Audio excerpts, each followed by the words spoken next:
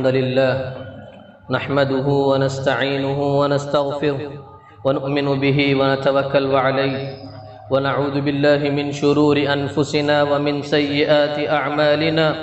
من يهده الله فلا مضل له ومن يضلله فلا هادي له وأشهد أن لا إله إلا الله وحده لا شريك له وأشهد أن محمدا عبده ورسوله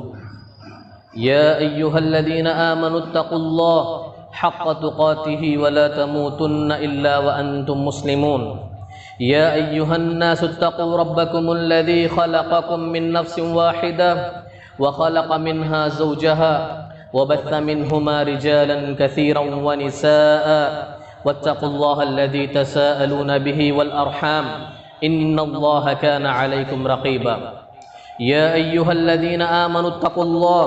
وقولوا قولا سديدا يصلح لكم أعمالكم ويغفر لكم ذنوبكم ومن يطع الله ورسوله فقد فاز فوزا عظيما أما بعد فإن خير الحديث كتاب الله وخير الهدى هدى محمد صلى الله عليه وسلم وشر الأمور محدثاتها وكل محدثة بدعة وكل بدعة ضلالة وكل ضلالة في النار. أعوذ بالله السميع العليم من الشيطان الرجيم من همزه ونفخه ونفسه. بسم الله الرحمن الرحيم. قاف والقرآن المجيد بل عجبوا أن جاءهم منذر منهم فقال الكافرون هذا شيء عجيب أإذا متنا وكنا ترابا ذلك رجع بعيد قد علمنا ما تنقص الأرض منهم وعندنا كتاب حفيظ بل كذبوا بالحق لما جاءهم فهم في أمر مريج. قال النبي صلى الله عليه وسلم إذا جاء رمضان فتحت أبواب الجنة وغلقت أبواب النار وصفدت الشياطين. تمام قسم کی تعریف و توصیف، بڑائی و کبریائی اس اللہ رب العالمین وحدہ لا شریک کے لائق و سزاوار ہے جو ہمارا خالق و رازق اور مالک ہے. بعدہ لاکھوں کروڑوں درود و سلام نازل ہو تمام انبیاء و رسول پر، خصوصاً ہمارے آخری نبی جناب محمد رسول اللہ صلی اللہ علیہ وسلم پر اور ان کے اصحاب پر. حاضرین جمعہ، رمضان المبارک کا مہینہ الحمدللہ ہمارے سامنے ہے. 2-4 دنوں کا فاصلہ رہ گیا ہے. دعا کیجیے رب العالمین ہم تمام کو صحت و سلامتی کے ساتھ رمضان المبارک تک پہنچائے، آمین. حضرات، رمضان المبارک کا پھر سے ہمارے زندگی میں آنا رب العالمین کا بہت عظیم احسان ہے. زندگی میں رمضان کو پانا ایک بہت بڑی سعادت مندی ہے، بہت بڑی خوش نصیبی ہے اور بہت بڑی خوش بختی ہے. رمضان اگر آ رہا ہے اور رمضان کی ساعتیں، رمضان کی مبارک ساعتیں اور لمحات ہم پر سایہ فگن ہونے والی ہیں، تو رب العالمین کے اس انعام پر، رب العالمین کی اس نعمت پر دل سے اس کا شکریہ ادا کیجئے اور اس کے شکر گزار بن جائیے. اور یاد رہے کہ رمضان مبارک کا مہینہ یہ عبادتوں اور ریاضتوں والا مہینہ ہے، تو اس میں کوشش کرنی چاہیے کہ ہمارا زیادہ سے زیادہ ہمارا وقت رمضان میں عبادتوں میں گزرے. حضرات، کتنے وہ لوگ ہیں جو پچھلے سال رمضان میں ہمارے ساتھ تھے لیکن آج وہ اپنے اعمال کے ساتھ قبروں میں موجود ہیں، یعنی وفات پا گئے. کیا معلوم کہ ہمارے زندگی کا آخری رمضان ہو.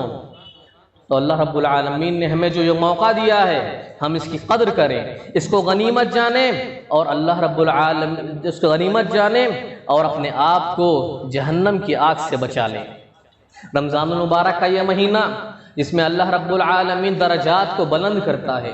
گناہوں کو معاف فرماتا ہے اور اللہ رب العالمین جنت کے سارے دروازوں کو کھول دیتا ہے، جہنم کے سارے دروازوں کو بند کر دیتا ہے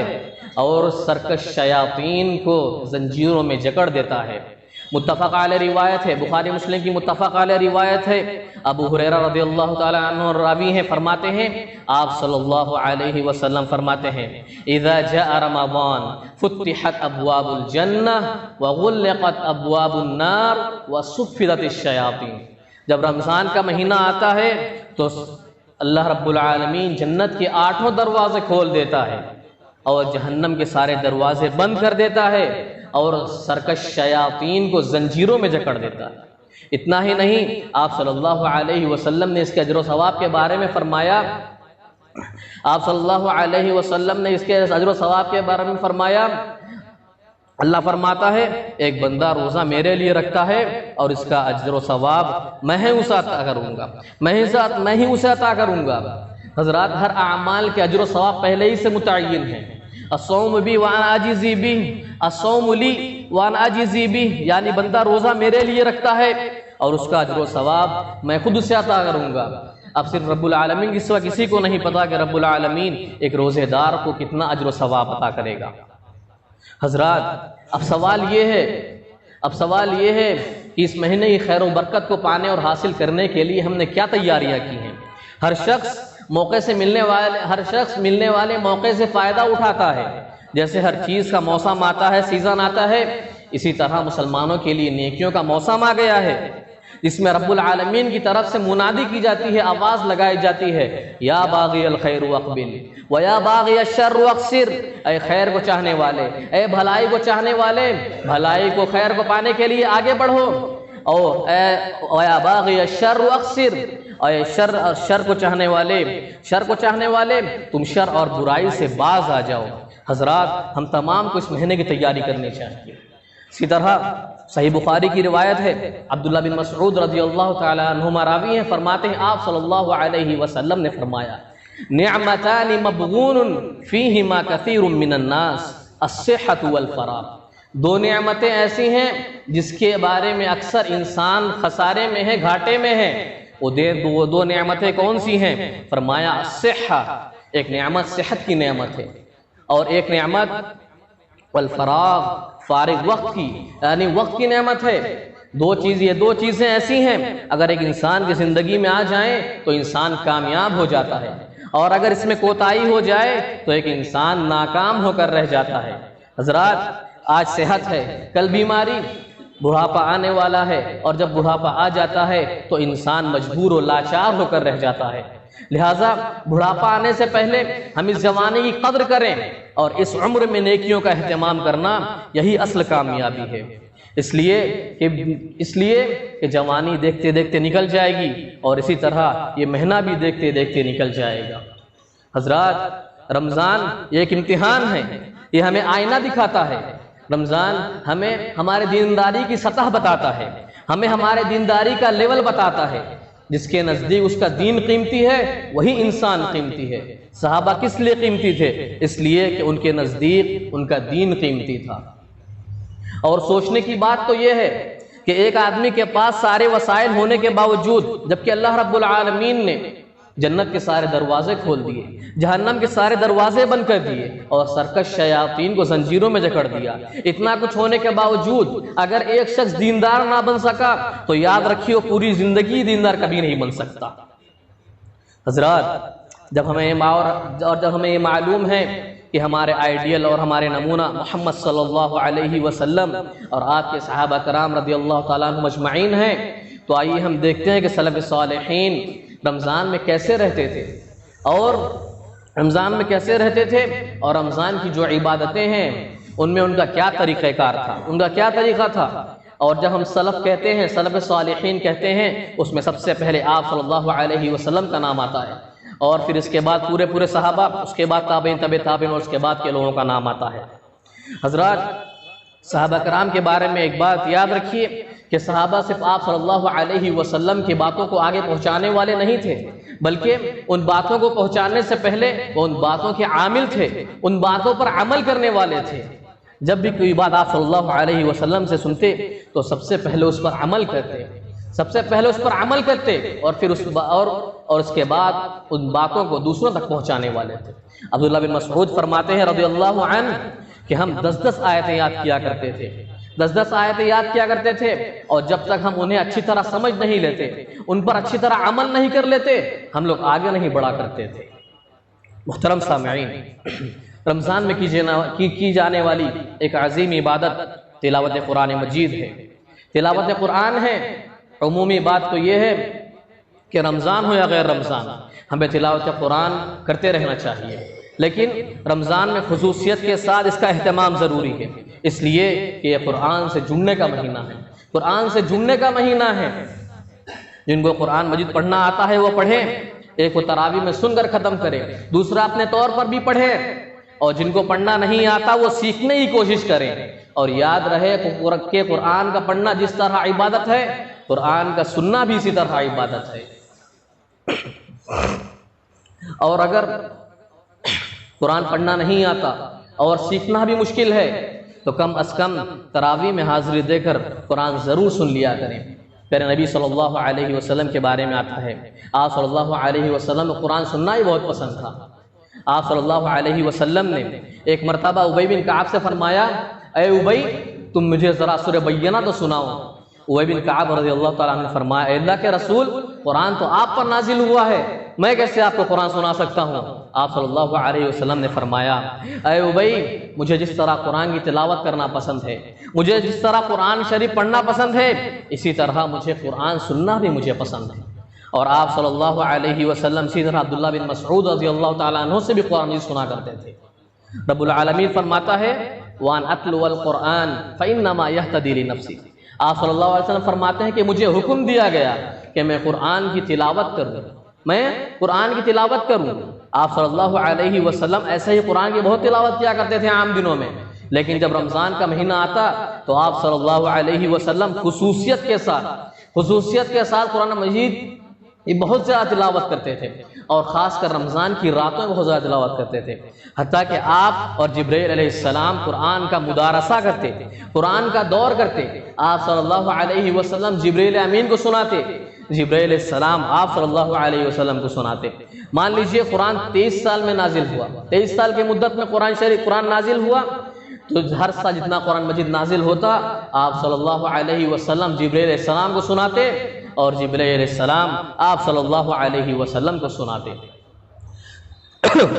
جبرائیل علیہ السلام آپ کو سناتے، اور اسی طرح جس سال آپ صلی اللہ علیہ وسلم کا انتقال ہوا، اس سال آپ صلی اللہ علیہ وسلم نے مکمل 2 مرتبہ جبرائیل علیہ السلام کو قرآن سنایا۔ عبداللہ بن عباس فرماتے ہیں رضی اللہ عنہ، صحیح بخاری کی روایت ہے، وَكَانَ يَلْقَاهُ فِي كُلِّ لَيْلَةٍ مِّن رَمَضَانَ۔ آپ صلی اللہ علیہ وسلم فرماتے ہیں کہ آپ صلی اللہ علیہ وسلم رمضان کی راتوں میں قرآن کا دور کرتے، یعنی کثرت سے تلاوت کیا کرتے تھے۔ اس بات کی طرف اشارہ کرتے ہوئے 8ویں صدی ہجری کے مشہور عالم دین ابن رجب حنبلی رحمہ اللہ فرماتے ہیں کہ اس حدیث کی روشنی میں ہمیں یہ بات معلوم ہوتی ہے کہ رمضان کی راتوں میں بالخصوص قرآن مجید کی تلاوت کرنا ایک مستحب عمل ہے، اس لیے کہ آپ صلی اللہ علیہ وسلم جبرائیل علیہ السلام کو رمضان کی راتوں میں قرآن مجید سنایا کرتے تھے، اور رمضان کی راتوں میں قرآن مجید کی تلاوت کرنا، خاص کر رات میں تلاوت کرنا زیادہ بہتر اور زیادہ فائدہ مند ہے، اس لیے بھی کہ دن میں آدمی مصروف ہوتا ہے اور روزے کی حالت میں بھی رہتا ہے، اور اسی طرح اسے دوسرے کام کاج بھی ہوتے ہیں، تو بہتر ہے کہ وہ رات میں قرآن کی تلاوت کرے۔ اور رب العالمین سورہ مزمل میں فرماتا ہے، ان ناشئۃ اللیل ہی اشد وطئا واقوم قیلا، کہ رات کا وہ وقت تدبر اور تفکر کے لیے بہت بہتر ہے، یعنی سمجھ بوجھ کے لیے بہت بہتر ہے، تو لہٰذا اپنے وقت کی قدر کریں، اپنی راتوں کو ضائع نہ کریں، اپنی راتوں کو ہوٹلوں اور سڑکوں پر ضائع نہ کریں۔ تراویح سے فوراً گھر کے لیے نکل جائیں، تراویح کے بعد فوراً گھر کے لیے نکل جائیں، کچھ دیر آرام کرنا چاہتے ہیں تو آرام کر لیں، پھر اس کے بعد کچھ دیر ہی صحیح، آدھا پونا گھنٹہ ہی صحیح بیٹھ کر سنجیدگی کے ساتھ قرآن مجید کی تلاوت کریں، اپنے اہل خانہ کو اس کی تلقین کریں، اپنے گھر والوں کو بھی اس کی تلقین کریں کہ وہ بھی اس کی قرآن مجید کی تلاوت کریں، اور دوسروں کو سنیں بھی اور دوسروں کو سنائیں بھی۔ اسی طرح صحابی رسول عبداللہ بن مسعود رضی اللہ تعالیٰ عنہ کے بارے میں آتا ہے کہ عام دنوں میں یہ قرآن کی بہت زیادہ تلاوت کرتے، یہاں تک کہ 7 دنوں میں 1 مرتبہ قرآن مکمل ختم کر لیتے تلاوت کر کے، اور جب رمضان کا مہینہ آتا تو اس سے کہیں زیادہ، یہاں تک کہ 3 دن میں مکمل قرآن ختم کر لیا کرتے تھے۔ اللہ اکبر۔ اسی طرح امام مالک رحمہ اللہ کے بارے میں آتا ہے کہ جب رمضان کا چاند نظر آتا تو درس قرآن، درس حدیث کے حلقے بند کر دیتے، تعلیم و تعلم کا سلسلہ ختم کر دیتے، پڑھنے پڑھانے کے سلسلے کو روک دیتے، اور کہتے یہ مہینہ ذاتی تربیت کا مہینہ ہے، رمضان میں ہر شخص کو اپنے ذات پر توجہ دینی چاہیے، اپنے ذات کو بنانے، اپنے ذات کو سنوارنے، اپنے آپ کو جہنم کی آگ سے بچانے اور اپنے دلوں میں اللہ رب العالمین کا تقوی پیدا کرنے کی طرف توجہ دینی چاہیے۔ اور عبداللہ بن حکم رحمہ اللہ جو امام مالک رحمہ اللہ ایک خاص تلمیذ ہیں، خاص شاگرد ہیں، فرماتے ہیں کہ امام مالک رحمہ اللہ کو جب بھی میں کبھی رمضان میں دیکھتا تو آپ کے ہاتھوں میں صرف قرآن نظر آتا، ہمیشہ قرآن کی تلاوت کرتے رہتے۔ لہٰذا ہمیں بھی چاہیے کہ ہم اس مہینے کو غنیمت جانیں اور زیادہ سے زیادہ قرآن مجید کی تلاوت کریں۔ پھر اسی طرح رمضان میں کی جانے والی ایک اور عبادت صدقہ و خیرات کرنا ہے۔ صدقہ و خیرات کرنا ہے، غریبوں کی ہمدردی کو اپنے دلوں میں پیدا کیجیے۔ رمضان کا بہت بڑا سبق ہے غریبوں کی ہمدردی، غریبوں کے مسائل سے دلچسپی۔ اور رمضان جب ختم بھی ہوتا ہے تو صدقہ فطر پر ختم ہوتا ہے، یعنی غریبوں کو دینا، غریبوں کو کھلانا۔ حضرات رمضان کا بہت بڑا سبق ہے غریبوں سے ہمدردی کرنا اور اسلاف کا جود و سخا، اسلاف کا خرچ کرنا، غریبوں اور مسکینوں پر خرچ کرنا۔ عام دنوں کے مقابلے رمضان مبارک میں بہت زیادہ خرچ کرنے والے تھے، بہت زیادہ لٹانے والے تھے۔ عبداللہ بن عباس فرماتے ہیں، صحیح بخاری کی روایت ہے کہ آپ صلی اللہ علیہ وسلم اجود الناس بالخیر تھے، یعنی لوگوں میں سب سے زیادہ خرچ کرنے والے، لوگوں میں سب سے زیادہ لٹانے والے، لوگوں میں سب سے زیادہ غریبوں اور مسکینوں اور محتاجوں کو دینے والے۔ یہاں تک کہ لوگ کہا کرتے تھے، بہت سے لوگ کہا کرتے تھے، اپنے قبیلے والوں سے کہتے، اے لوگوں اسلام قبول کر لو، محمد تمہیں اتنا دیں گے کہ تمہارے پاس رکھنے کے لیے جگہ نہیں ہوگی۔ حضرات ہر شخص کے اندر دینے کا جذبہ ہونا چاہیے۔ اسی طرح آپ صلی اللہ علیہ وسلم کا رمضان مبارک میں خرچ کرنا ایک تیز ہوا کی مانند ہوتا، اور صدیق اکبر کے بارے میں آتا ہے رضی اللہ عنہ کہ اتنا خرچ کرتے، اتنا لٹاتے، غریبوں اور مسکینوں میں اتنا خرچ کرتے کہ ایک مرتبہ ایسا ہوا کہ وہ خود بھوک کی وجہ سے باہر نکل گئے، گھر میں کچھ سامان نہیں جسے کھا کر اپنا پیٹ بھر لیا جائے، سب اللہ رب العالمین کی راہ میں لٹا دیا، سب اللہ رب العالمین کی راہ میں خرچ کر دیا، اس لیے کہ یہ لوگ آخرت والے تھے، یہ لوگ دنیا نہیں چاہتے تھے، یہ لوگ آخرت چاہتے تھے یہ لوگ۔ اسی طرح اللہ رب العالمین فرماتا ہے وَمَا أَنفَقْتُم مِّن شَيْءٍ فَهُوَ يُخْلِفُهُ، جو کچھ بھی تم اللہ رب العالمین کی راہ میں خرچ کرتے ہو وہ اللہ رب العالمین تمہیں اس کا پورا بدلہ عطا کرے گا۔ اس آیت کی شرح میں صلاح الدین یوسف رحمہ اللہ فرماتے ہیں کہ ممکن ہے اللہ رب العالمین اس کا بدلہ ہمیں دنیا ہی میں عطا کر دے، اور آخرت میں تو یقینی طور پر اللہ رب العالمین ہمیں اس کا بدلہ ضرور عطا کرے گا۔ پھر اس کے بعد حدیث قدسی فرماتے ہیں انفق علیک، رب العالمین فرماتا ہے اے بندے تو خرچ کر، انفق علیک، میں تجھ پر خرچ کروں گا۔ اور صحابہ کرام کے بارے میں آتا ہے رضی اللہ عنہ، وہ مہاجر صحابہ جنہوں نے مکے سے ہجرت کیا، مکے سے بغیر ساز و سامان، اپنے رشتہ داروں کے بغیر، اپنے بیوی بچوں کے بغیر جنہوں نے ہجرت کیا، مدینہ آئے تو دیکھا انصار صحابہ غریبوں اور مسکینوں میں صدقہ و خیرات کر رہے ہیں اور ان سے نیکیوں میں آگے بڑھ جا رہے ہیں۔ تو وہ لوگ جن کے پاس خود کھانے کے لیے کچھ نہیں تھا، بازاروں میں جاتے اور محنت و مزدوری کرتے، شام تک جو آمدنی ہوتی وہ غریبوں اور مسکینوں کو دے دیتے، غریبوں اور مسکینوں پر خرچ کر دیتے۔ لہٰذا تو ہمیں بھی چاہیے کہ ہم اس مہینے کو غنیمت جانیں، اور اللہ رب العالمین نے ہمیں جو نوازا ہے، اللہ رب العالمین نے ہمیں جو استطاعت دی ہے، ہم اس کے بقدر غریبوں اور مسکینوں میں خرچ کریں۔ حضرات پھر اسی طرح رمضان مبارک کی ایک اور عبادت جسے قیام اللیل کہتے ہیں، تراویح کہتے ہیں، آج اس کی شکل الگ ہے، ہم اسے عشاء کی نماز سے فوراً ادا کرتے ہیں۔ حرمین اور پورے ساری دنیا کا ماحول یہی ہے، لیکن صحابہ کرام رضی اللہ تعالیٰ عنہ کے دور میں صحابہ رات میں اسے ادا کرتے تھے، رات میں نمازیں پڑھتے تھے، بڑی لمبی نمازیں پڑھا کرتے تھے۔ شروع میں آپ صلی اللہ علیہ وسلم نے صحابہ کرام کو 3 دن مسلسل نمازیں پڑھائی، 3 دن پڑھائی، اس میں سے ایک دن آپ صلی اللہ علیہ وسلم نے فجر کی نماز پڑھائی، اور پھر اس کے بعد آپ صلی اللہ علیہ وسلم نے علیحدگی اختیار کر لی، علیحدہ ہو گئے، اور صحابہ کو کہا آپ لوگ اپنے طور پر اپنے گھروں میں پڑھ لیں۔ آپ صلی اللہ علیہ وسلم کو اس بات کا خدشہ تھا کہ کہیں صحابہ کے یہ شوق اور یہ جذبے کو دیکھ کر اللہ رب العالمین اس چیز کو میری امت میں فرض نہ کر دے، اس ڈر سے آپ صلی اللہ علیہ وسلم نے صحابہ کو کہا کہ آپ لوگ اپنے طور پر اپنے گھروں میں نمازیں ادا کر لیں۔ بعض صحابہ اپنے بیوی بچوں اپنے اہل خانہ کا ادا کر لیتے، بعض صحابہ اپنے دوست و احباب کے ساتھ مل کر ادا کر لیتے۔ پھر آپ صلی اللہ علیہ وسلم کے انتقال کے بعد ابوبکر صدیق رضی اللہ تعالیٰ عنہ کا دور آیا،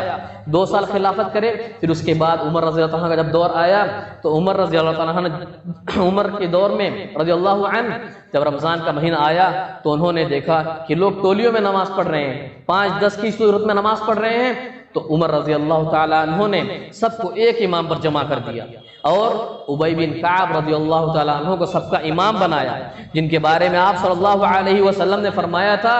کہ تمہیں قرآن سیکھنا ہے تو تم ابی سے قرآن سیکھو، اور جن کے بارے میں اللہ رب العالمین نے محمد صلی اللہ علیہ وسلم سے کہا تھا اے اللہ کے رسول آپ ابی سے قرآن سیکھیے۔ تو لہٰذا قیام اللیل کی بہت فضیلت ہے۔ آپ صلی اللہ علیہ وسلم نے فرمایا من قام رمضان ایمانا و احتسابا غفر له ما تقدم من ذنبه، جس نے قیام کیا، رمضان المبارک میں تراویح کی نماز پڑھی، قیام اللیل کیا، ایمان و احتسابا، ایمان کے ساتھ ثواب کی نیت سے جس نے قیام کیا، غفر له ما تقدم من ذنبه، اللہ رب العالمین اس کے پچھلے گناہوں کو معاف فرما دیتا ہے۔ حضرات آج یہ دیکھا جاتا ہے کہ شروع کے 8-10 دنوں میں ہماری مسجدیں بھری رہتی ہیں، اس کے بعد خالی ہو جاتی ہیں، جبکہ یہ غلط ہے۔ اللہ رب العالمین نے ہمیں یہ موقع دیا ہے، ہم اس کو غنیمت جانیں، ہم اس کو غنیمت جانیں، غنیمت جان کر اس میں زیادہ زیادہ اللہ رب العالمین کی عبادت کریں۔ اسی طرح ایک اور بات یہ ہے کہ ہم اپنے زبانوں کی حفاظت کریں، اپنے زبانوں کی حفاظت کریں، جھوٹ سے غیبت سے بچیں۔ ایسا نہیں کہ ہم عام دنوں میں جھوٹ بول سکتے ہیں، جیسا کہ ہم عام دنوں کے مقابلے رمضان میں ہم نیکیوں میں آگے بڑھ جاتے ہیں، اسی طرح ہم رمضان کے مہینے میں بھی ان گناہ اور معاصی کی کام سے بچے رہیں۔ صحیح بخاری کی حدیث ہے، ابو ہریرہ فرماتے ہیں رضی اللہ عنہ من لم یدع قول الزور، آپ فرماتے ہیں من لم یدع قول الزور، الزور یعنی ایک بناوٹی چیز، ایک بناوٹی چیز یعنی جھوٹ بولنا، جھوٹی گواہی دینا، جھوٹ لکھنا یا جھوٹی بل وغیرہ بنانا، سب کچھ اس میں شامل ہے۔ آپ صلی اللہ علیہ وسلم فرماتے ہیں کہ ایک شخص جو رمضان میں بھی جھوٹ بولنے سے باز نہیں آتا، رمضان میں بھی جھوٹ بولتا ہے، تو اللہ رب العالمین کو اس شخص کی کوئی حاجت نہیں کہ وہ شخص رمضان میں کھانا پینا چھوڑ دے۔ ایک شخص جو رمضان میں بھی جھوٹ بولنا نہیں چھوڑتا تو رب العالمین کو اس کے روزے کی کوئی ضرورت نہیں، کوئی حاجت نہیں۔ عمر بن خطاب فرماتے ہیں رضی اللہ عنہ، مصنف ابن شیبہ کی حدیث ہے، فرماتے ہیں کہ روزہ یہ نہیں کہ آدمی صرف کھانا پینا چھوڑ دے، بلکہ اس کی آنکھ کا بھی روزہ ہے کہ وہ غلط نہ دیکھے، اس کے ہاتھ کا بھی روزہ ہے کہ غلط کام نہ کرے، اس کے کان کا بھی روزہ ہے کہ غلط نہ سنے، اس کے پیر کا بھی روزہ ہے کہ برائی کی طرف آگے نہ بڑھے۔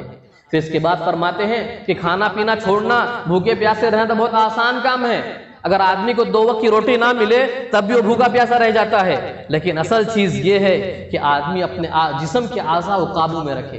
آدمی اپنے جسم کے اعضاء کو کنٹرول میں رکھے۔ اسی طرح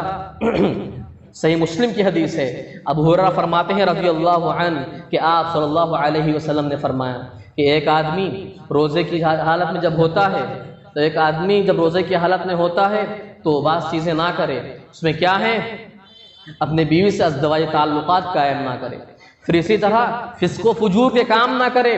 اور یہاں تک کہ جب کوئی شخص سے گالی گلوچ کرتا ہے، اس سے لڑائی جھگڑا کرتا ہے تو اس سے کہہ دے کہ بھائی میں روزے سے ہوں،